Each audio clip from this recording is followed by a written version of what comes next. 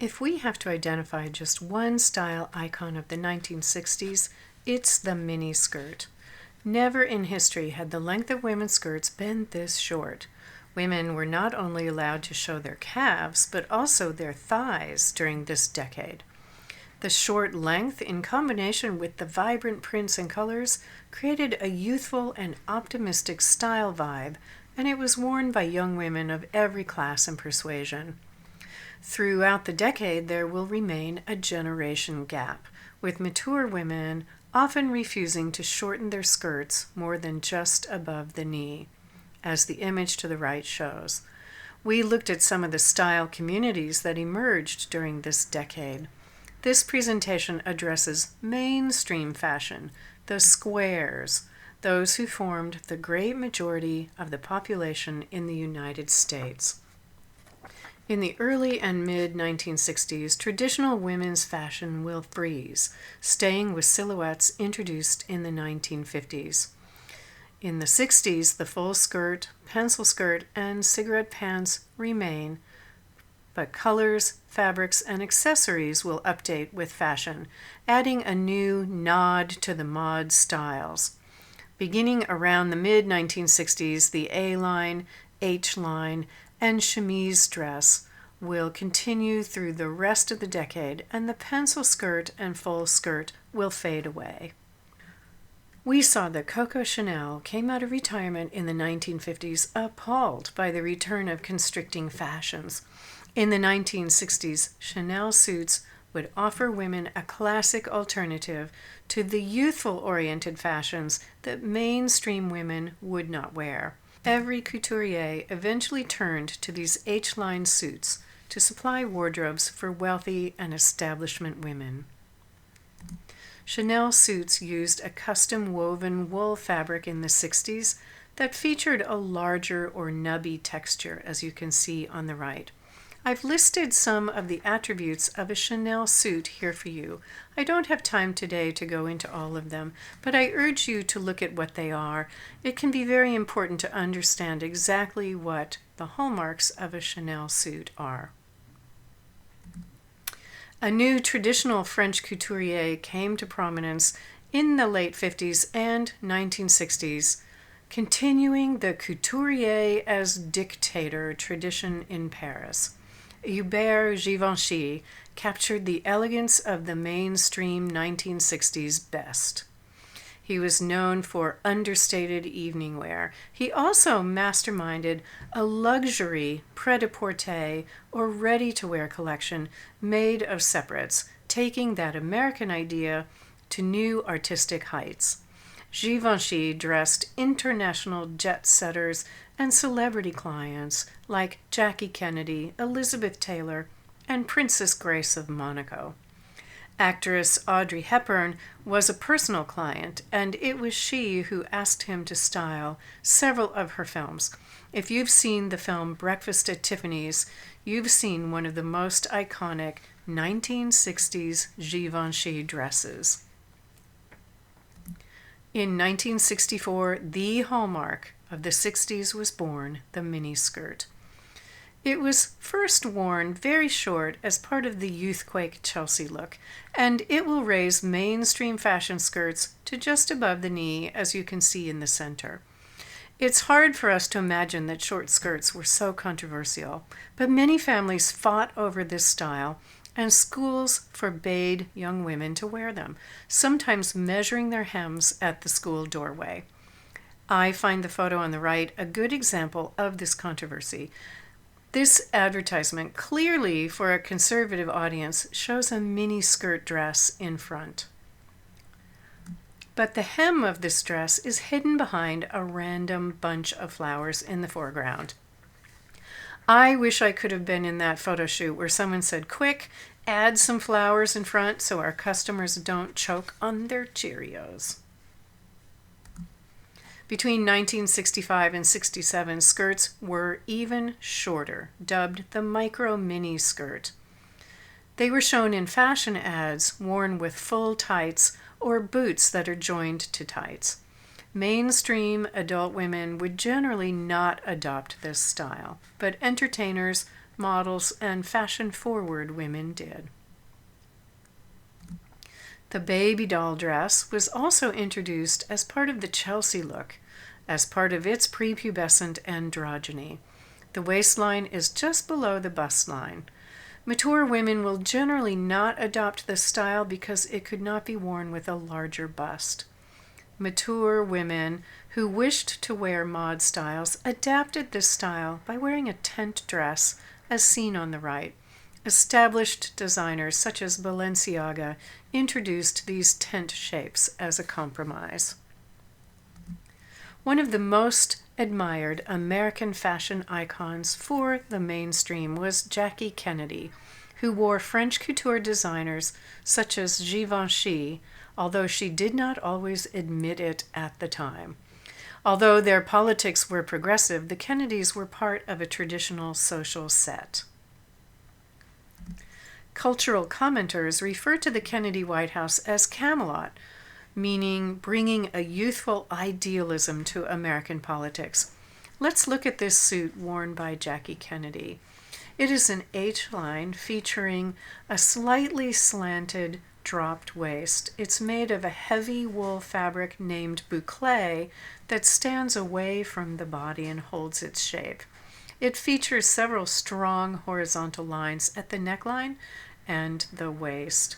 And it's made with very clean lines, featuring simple enlarged details, such as the buttons on our right-hand side, her left side. If we were to look at this garment carefully in person, we would find complex seam lines. It has an almost 3/4 sleeve length, just above the wrist. This is called a bracelet length. And the collar stands away from the neck. Popular art has an effect on fashion, as we've seen, but mainstream fashion did not embrace extremely loud patterns and cultures. Instead, small details explode in a trend I call Ivy League meets pop art. Details grow to a larger size, treating the garment like a plain canvas to feature other focal points. On the left, you can see a Chanel suit with such a large plaid, we barely pay attention to the dressmaker details, such as pleats on both sides of the skirt. The center shows us a houndstooth check pattern, a menswear pattern, also enlarged. And on the right, the plain dress recedes to feature large buttons with individual decorations that have become little art forms in themselves. Let's look at some real women and the mix of fashions worn in America. The photo on the left shows the sailing team at MIT in 1968. We see an assortment of styles with 3 of the 7 young women wearing miniskirts of different lengths. 4 of them wear skirts just above the knee. One in the center wears an A-line or chemise dress with no waist.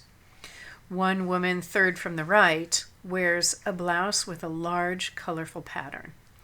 And we see one lone young woman, second from the left, dressed in mod styles, complete with a Sassoon haircut.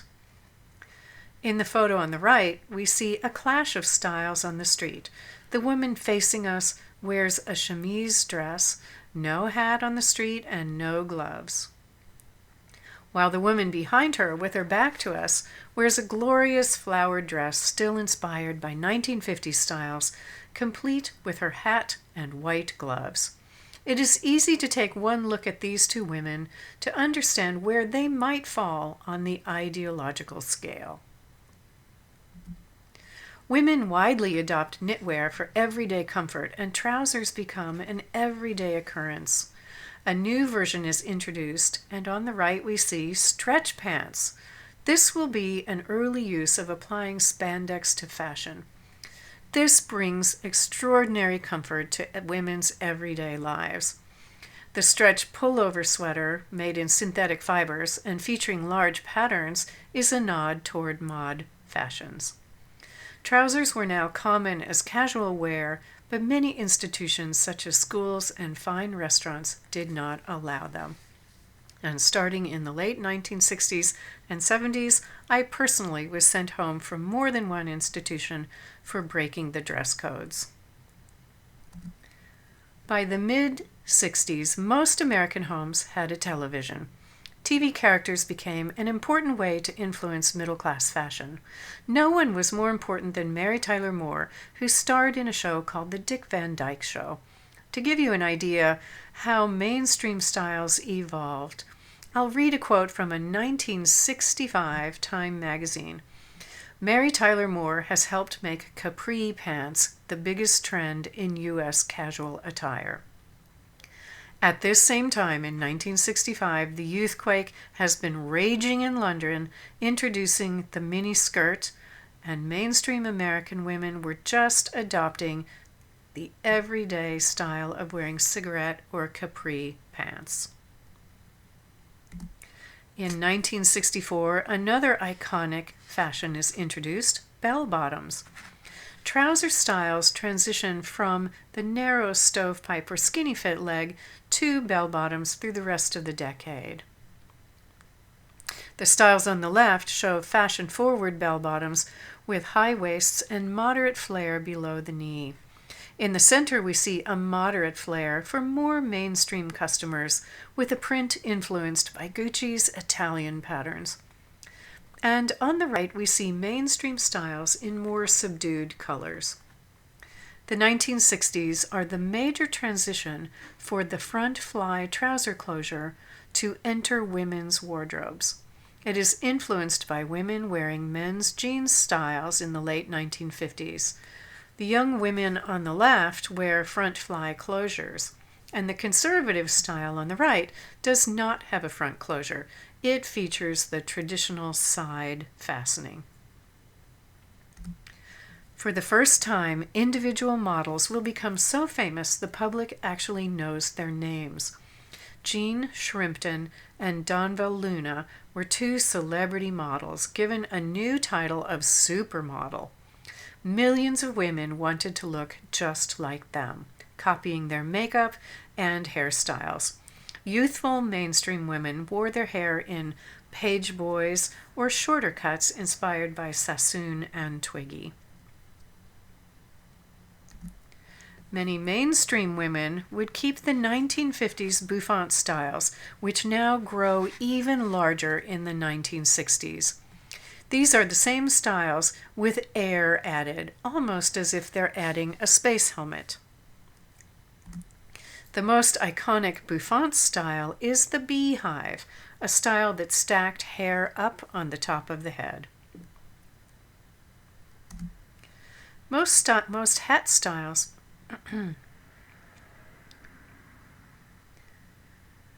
In 1960s hats, most of the styles from the 1950s continue, but under the influence of space-age styling, they will grow in size as if there were more air underneath them. Two traditional iconic styles are adaptations from the 1950s, the smaller hats that sit closely on the head. On the left, we have the casque or two iconic styles. Two old-fashioned iconic styles remain from the 1950s.